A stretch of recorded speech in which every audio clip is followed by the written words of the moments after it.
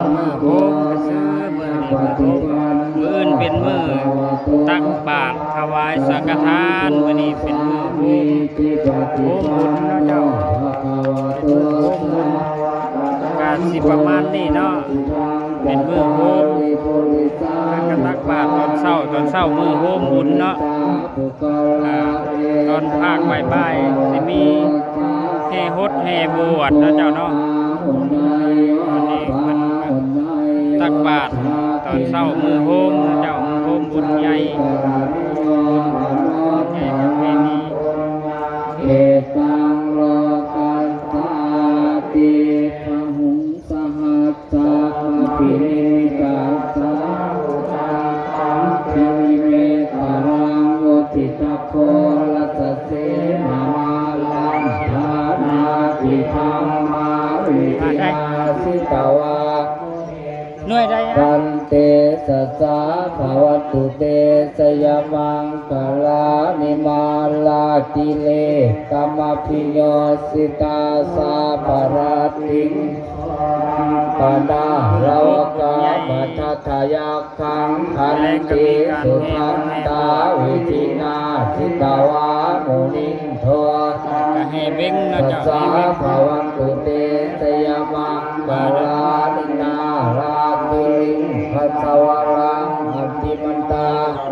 ปังชาวคีจักขมัสสนิวสุธารุนันตังเม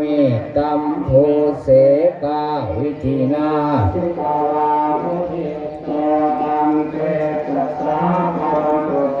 พยามังภาลานิอุคิตาภะขมัติมาธาสุธารุนันตังทาวันเตโยสังฆปัฏฐังปังอิทธิปิสังอัตตมโนสิกาวามุนินโทตันเตสัสสะภวตุเตกาลานิกาตวารกาธาคอยเป็นผู้ใหญ่เพิ่นก็ใส่ก่อนเนาะเจ้าปกติเจนังสนกายมัสเสสันเตนะโสมาวิธีนา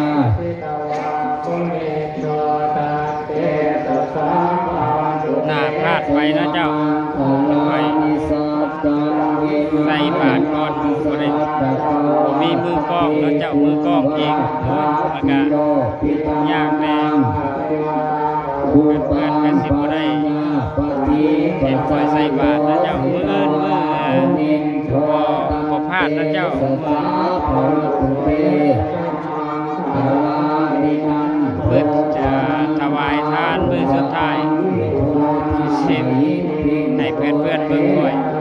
มื้อนี้ปล่อยใส่ไปแล้วก็บ่มีมือกล้องเนาะเจ้าขอบใจหลายๆเข้ามาเบิ่งว่าสมบุญใหญ่บ้านข่อยมือโฮมเจ้ามื้ออื่นเป็นมื้อตักบาตรถวายทานมื้อสุดท้ายมื้อแลงยังมีการแห่เบ่งแห่ฮดแห่บวชอยู่เจ้าเนาะปะเทนาวิธีนาสิมินโทตันเตสัสสะภวตุเตกาลานิเอ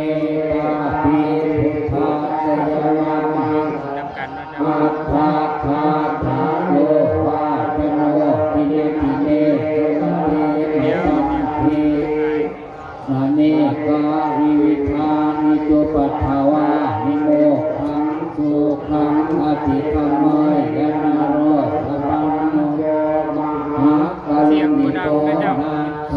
อิตายะสัพพะปะวินังกุเลนตวะธัมภะปัตโตสัมโพธิโนตมังเอเต